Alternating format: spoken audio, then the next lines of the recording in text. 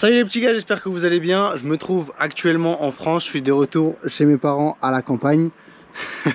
On est rentré d'Australie il y a quelques jours et je vous fais cette petite vidéo pour vous parler du taf qu'on a fait, donc qui est les tafs en dairy farm, dans les fermes laitières. Je pense que ça peut vous intéresser, je peux vous donner un petit peu le plan qu'on a eu, vous parler du salaire, tout ce qui s'est passé là-bas, tous les petits jobs qu'on a fait. Alors si tu es là pour trouver un petit plan de ferme, reste parce que je vais donner pas mal d'infos là-dessus. Et si tu es là pour découvrir un petit peu à quoi ça correspond, le travail en ferme, à traire les vaches, et bah ça va t'intéresser à moi. Voilà, je vous fais plein de petits bisous et puis on se retrouve dans la vidéo. 3h15 du matin, on vient juste de se lever. Je peux vous dire que la conversation elle est pas fameuse. On a dormi à peine 5 heures cette nuit. Alors on est bien fatigué. Le temps d'enfiler nos vêtements, de cocher le dernier jour sur le calendrier, de prendre quelques petites barres de céréales et de mettre nos chaussures. On va partir pour enchaîner un milking de 8 heures sans pause. Alors là ça va être un petit peu sportif. Donc on se prépare bien et on y va. Hello, 4h du mat. On va travailler. Traire les vaches, 500. C'est parti. On arrive devant la dairy, le temps de tout allumer, de se préparer juste avant de commencer à aller chercher les vaches et faire le démarrage de toute la machine. Du coup, on arrive à la ferme là, il est 4h du matin. Tam, elle est tout là-bas en train d'aller chercher les vaches et moi je vais faire le petit démarrage de tout ça là, de toutes les vattes et de toute la machine. Voilà un petit peu comment ça se passe à 4h dès notre arrivée. Alors là, pour vous présenter un petit peu la chose, je suis arrivé dans le pit où je vais passer la plupart de ma journée à travailler. Avec on voit l'ordinateur où les vaches vont défiler juste ici, tout ce qui est électrique. Et en fait là, je vais enlever les caps pour préparer les 2 lignes de vaches qui vont arriver là et pour pouvoir les caper. Ensuite, on va récolter le lait. Ça va partir dans ce petit réservoir là et directement par les tuyaux, ça va aller jusqu'aux cuves que je vous ai montré juste avant. Donc là sur la vidéo on peut voir Tam qui est en train d'aller chercher les vaches. Le problème c'est que les vaches elles sont feignantes et elles bloquent le passage, alors il faut parfois les klaxonner pour les faire bouger. Et là ensuite on va voir que je suis en train de préparer la machine, enlever toutes les capes pour qu'elles soient prêtes à recevoir les vaches. Il est 4h30 là, comme vous pouvez le voir, juste là. Et après avoir fait le nettoyage de toutes les cuves et la mise en route de la machine, on va pouvoir faire entrer les petites vaches. C'est là que ça va commencer. Elles sont juste là, hop. Elles attendent juste au bout pour rentrer. Et là, ça va être la fête.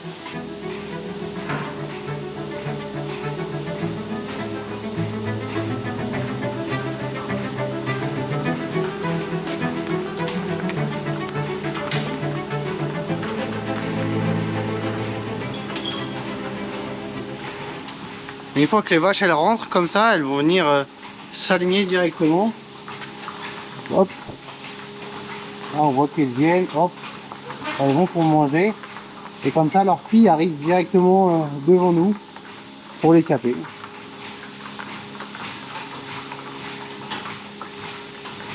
Alors la plupart des vaches viennent simplement, on va dire. Elles n'ont pas de problème à venir. Mais il y a certaines vaches, c'est des têtes de con, hein, on va pas se mentir. Et du coup, elles restent juste là, comme ça, à te regarder. Et elles bougent pas. Alors là voilà, la dernière vache, elle s'est mise. Celle-là, donc, elle peut pas rentrer, alors elle va attendre là. Je vais refermer la porte qui est juste ici, et puis on va pouvoir toutes les traire. À tout de suite.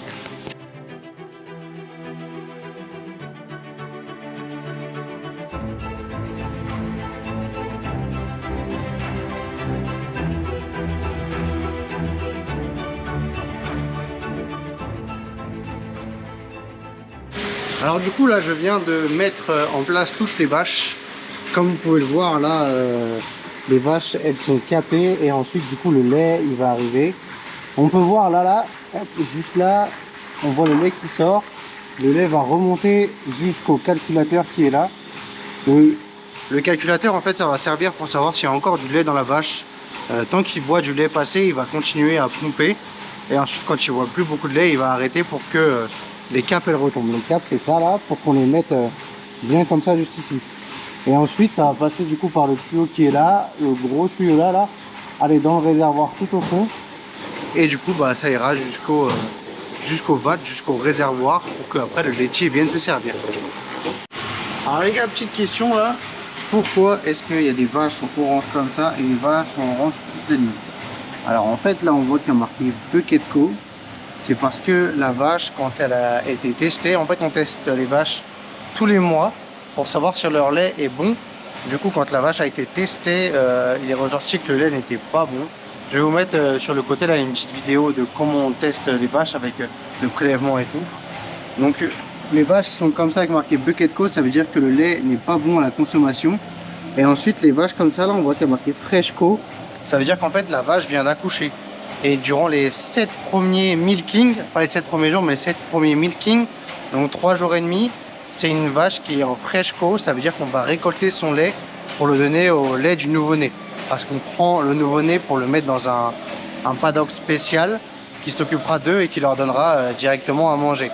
Et du coup en fait les buckets et les Fresh Co, on les met directement dans ces petits buckets là qui vont après aller dans les gros barils qui sont juste là.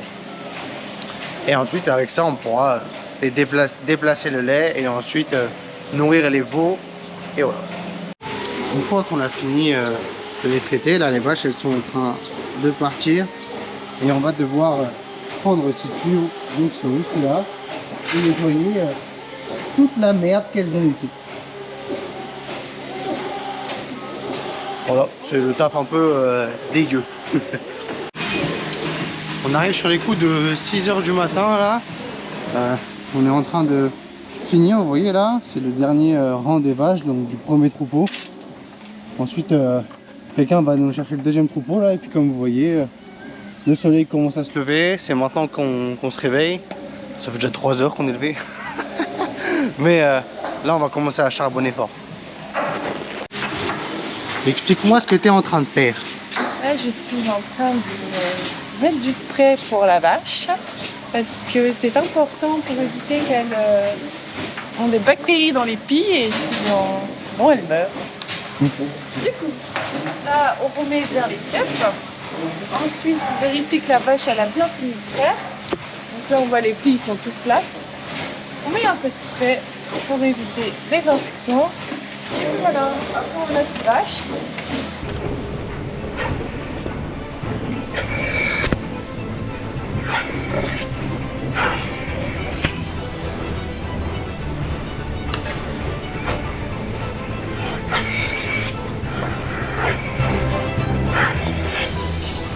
Une fois que toutes les vaches sont parties, on va bien nettoyer la merde là, toute la merde qu'elles ont laissée.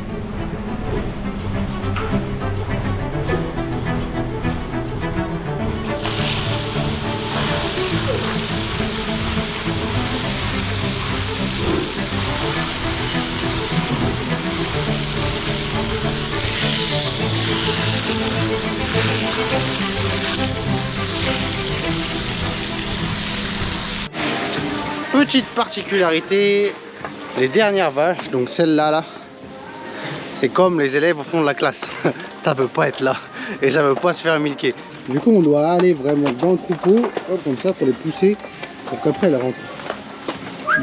Hop, hop. On les pousse là, et ensuite, une fois qu'il y en a une qui rentre, elles suivent tous. Mais les dernières, souvent, elles veulent pas rentrer. Alors, faut bien les pousser. Alors du coup, là on est à peu près à la moitié du milking. Et ce que je vais faire, c'est que je vais aller checker les veaux. Donc je vais aller voir s'il n'y a pas des nouveaux-nés. Parce que les vaches, c'est comme les humains, ça met 9 mois en tant que gestation. Et en fait les 2 derniers mois, donc de 7 mois à 9 mois, on les met dans des champs spéciaux qui sont juste là, lui et lui. En fait, toutes les vaches que vous voyez là, elles sont enceintes. Et du coup, bah moi là, le taf que je fais actuellement, c'est que je me promène dans le champ et je vois s'il y a des vaches qui sont pas loin d'accoucher ou s'ils ont accouché. Et ensuite, s'ils ont accouché, je dois récupérer le petit et la mère. La mère pour qu'elle soit, pour qu'on prenne son lait. Et ensuite le petit pour le mettre dans un des paddocks qui est juste en bas là. Pour pouvoir le nourrir et ensuite s'occuper de lui, quoi, le soigner s'il a besoin ou quoi que ce soit. Voilà, c'est un peu ce que je suis en train de faire là. Donc on voit toutes les vaches. Dans ce champ là, il n'y a pas l'air d'avoir de nouveau-nés. Il y a des petits aussi, ça c'est des petits qui sont échappés. Qui sont échappés de en bas là et qui viennent squatter parce qu'il y a un peu de bouffe et tout. Voilà, là on peut penser qu'elle est en train d'accoucher, mais non du tout, en fait juste une feignasse. Voilà, une fois que ce champ il est fait, hop, on va passer en dessous de la clôture. Et on va aller vérifier l'autre champ. Ce champ là, c'est pour celles qui sont normalement, qui vont bientôt accoucher, on va dire. Et celle-là, c'est celle où il y a moins de chances qu'elles accouchent parce que ça fait pas longtemps qu'elles sont là. Mais il peut y avoir un petit aussi, donc on va quand même aller regarder. J'en profite un petit peu de marcher là et d'être tranquille pour vous faire un petit récap de comment ça se passe à la ferme. Du coup, on va commencer le milking à 4 h du matin.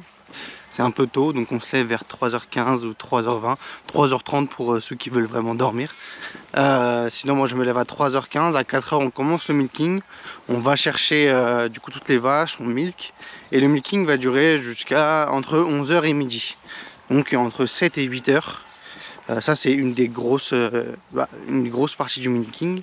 C'est quand même un gros horaire, surtout que les journées typiques en ferme c'est de faire ça le matin et le soir.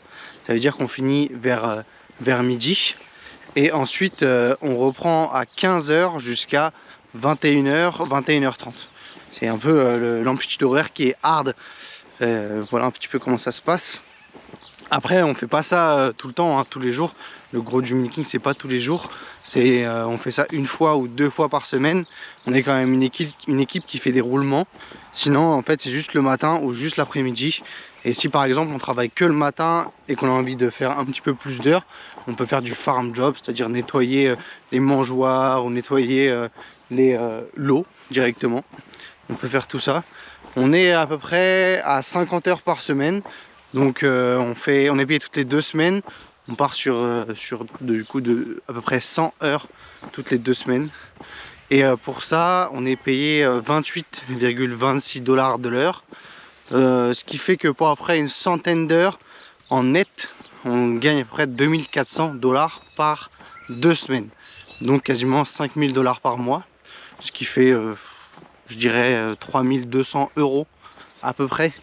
Je pense que c'est plutôt correct. Franchement, 3200 € pour zéro responsabilité et juste traire des vaches, c'est plutôt pas mal.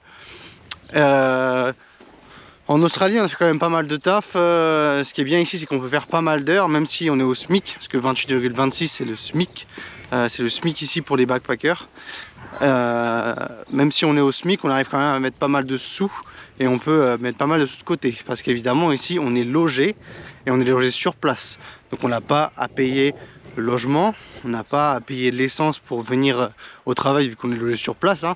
On part de l'habitation et en 2 minutes on est au travail. Et on a juste à payer nos courses qu'on peut faire à une vingtaine de minutes d'ici, dans un grand centre, pas un centre commercial mais un centre où on peut acheter toute notre bouffe. Et juste par là-bas là, enfin, vous n'allez pas voir mais il y a une petite ville qui s'appelle Auburn. Et il y a un petit supermarché, la poste, il y a pas mal de petits restaurants qui sont sympas, donc on peut directement se faire plaisir ici. On a réussi à mettre pas mal de côté, vu que on paye pas le logement ni l'essence. Par contre voilà, c'est un peu une vie qui est contraignante on va dire, parce que on travaille 6 jours sur 7 et on sort pas quoi, parce que quand moi par exemple j'ai du temps off, la personne avec qui je veux être par exemple elle n'a pas de temps off, donc du coup on se retrouve tout seul et je vais pas aller au resto tout seul, même si c'est sympa de temps en temps, hein, là on est à 2, autant faire un petit resto à 2 quoi. Donc tu vois on met un petit peu notre vie en parenthèse, entre parenthèses, notre vie extérieure pour pouvoir travailler, mais à côté ça paye et c'est ce qui va nous permettre de pouvoir continuer notre trip pour faire le 360 de l'Australie. C'est quand même une bonne chose. J'arrive à mettre plus de côté ici qu'en France, parce qu'en France il y a tous les plaisirs à côté et tout, c'était plus, il y a beaucoup plus de tentations. Là j'ai pas de tentation parce qu'il n'y a rien à côté, je travaille quasiment tous les jours, donc bon, le plaisir c'est de mater des films, mater des séries, avoir un peu de temps pour soi quand même, et puis jouer aux jeux vidéo, hein. Ça fait toujours plaisir. Donc voilà, depuis tout à l'heure là je marche dans le champ et je vois pas de nouveau-nés. Là il y a 2 vaches qui sont en train de partir juste là. Là les vaches que vous voyez c'est des, ils appellent ça des EFA, c'est en quelque sorte des adolescents. Ils sont pas assez... Oh, il y a une pique qui arrête pas de gueuler là. Je sais pas si on la voit juste là.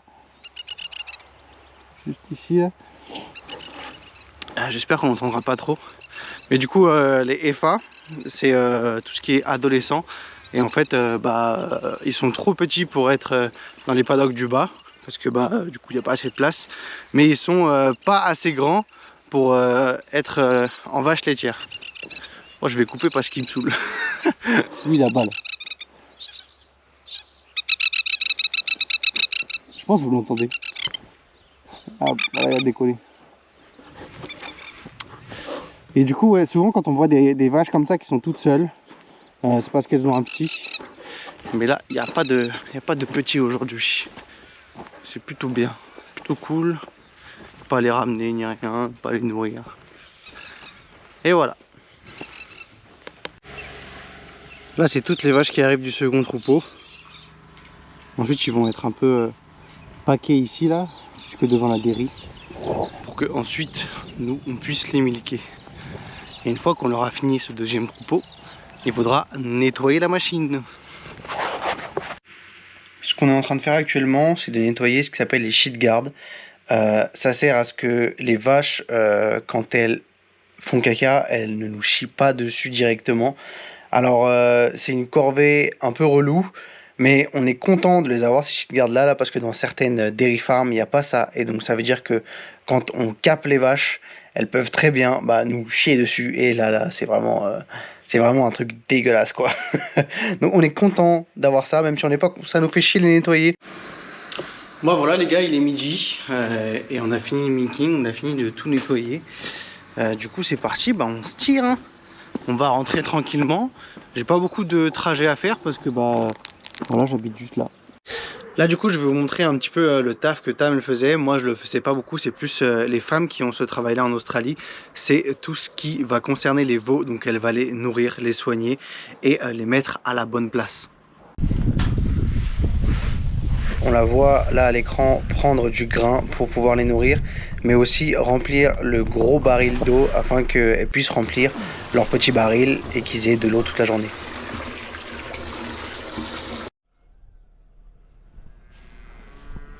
Ça va mes petits loups? Ça va mes petits cœurs? Oui, ça c'est plein d'amour. Hein? Oui, c'est plein d'amour. Oh mon petit cœur, t'as abîmé ton œil. Ah mes petits loups. Toi aussi, petit bisou. Toi aussi, petit bisou pour tout le monde. Et là, le sunset. C'est canon, hein? Là on peut voir Tam qui est en train de remplir leur baril d'eau afin qu'il ne manque pas d'eau de la journée. Et ensuite elle va prendre différents types de grains et de foin pour les mélanger et ensuite le donner à manger aux veaux directement, qu'ils aient une alimentation un petit peu équilibrée et que ça les aide à avoir un bon développement. Ensuite on passe aux plus petits qui ont une alimentation un peu différente. Il faut leur donner du lait de maman qui viennent juste d'accoucher et leur donner directement au biberon comme vous voyez. Donc là elle se charge de leur donner et de leur mettre dans la bouche directement, qu'ils comprennent que c'est là qu'il faut téter pour avoir du lait. Bon les petits gars, du coup on se retrouve juste devant la maison là, qui est juste là. On va faire un petit peu la présentation de ce logement et voilà, on va aller toquer pour voir comment ça se passe à l'intérieur.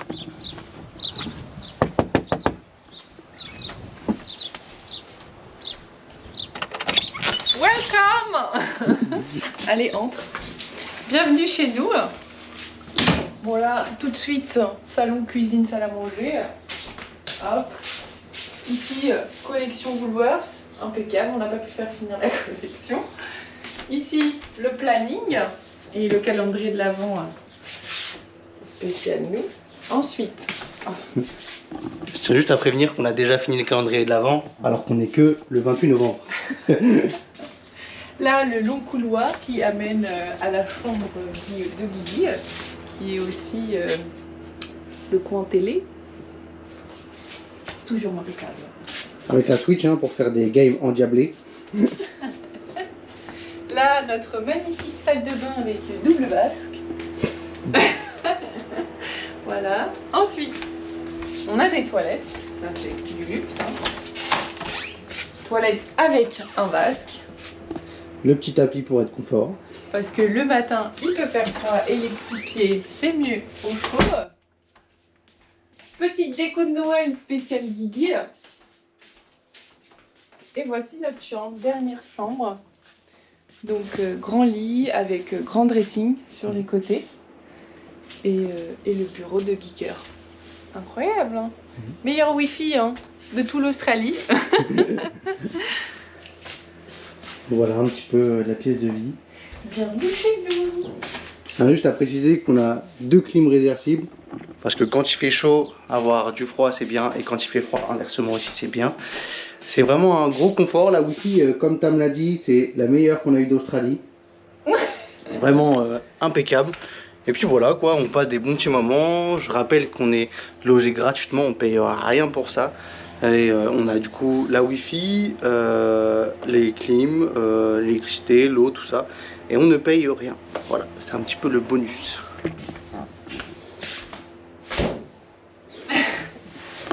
Évidemment, il n'y avait pas que le milking comme job. Hein. On a fait plein d'autres petits jobs et je vais vous les présenter juste là tout de suite. Le camion que vous voyez là, c'est un camion rempli de foin qui a été récolté dans les champs juste à côté. Il nous sert à ramener tout le foin dans le pit que vous voyez là. Ça sera la bouffe pour les vaches au cours de l'année. Ce foin-là, on doit le couvrir et le recouvrir de énormément de pneus parce qu'il faut qu'on garde l'humidité à l'intérieur pour que ça fermente. C'est la nourriture idéale pour les vaches, donc il faut mettre beaucoup de pneus dessus et des grosses bâches. Un taf aussi, c'est de regrouper tous les veaux afin de les mettre dans des champs adaptés pour qu'ils aient toujours de la bouffe. Si on les mettrait au même endroit, ils mangeraient tout. Les grandes bâches, avant de les mettre sur le foin, il faut les nettoyer et les replier. Comme vous voyez à l'écran, là s'il y a un peu de vent, c'est un peu compliqué et ça s'envole assez facilement, mais c'est assez drôle à faire. On rigole bien quand on fait ça. Ensuite, on va devoir nettoyer les abreuvoirs. Ces abreuvoirs qui sont pleins d'algues parce que c'est de l'eau de la rivière. Il faut les nettoyer assez souvent pour que les vaches puissent avoir de l'eau propre et puissent être en bonne santé. Ensuite, on va arriver sur un taf que moi je faisais souvent, ça s'appelle du loader. Là, on me voit faire un petit peu le con dessus, mais de base, en fait, j'enlève toute la terre et toute la merde dans les champs parce que sinon, après, ça glisse de partout. Et le problème, c'est qu'après, on se retrouve à faire un embouteillage avec les vaches. L'un des derniers tafs, c'est de nettoyer les silos. Donc on va à l'intérieur des silos avec un balai pour enlever tout le grain à l'intérieur, afin d'en remettre du nouveau ou juste de le laisser vide. Un petit dernier point à vous montrer, c'est que les mouches, c'est infernal ici.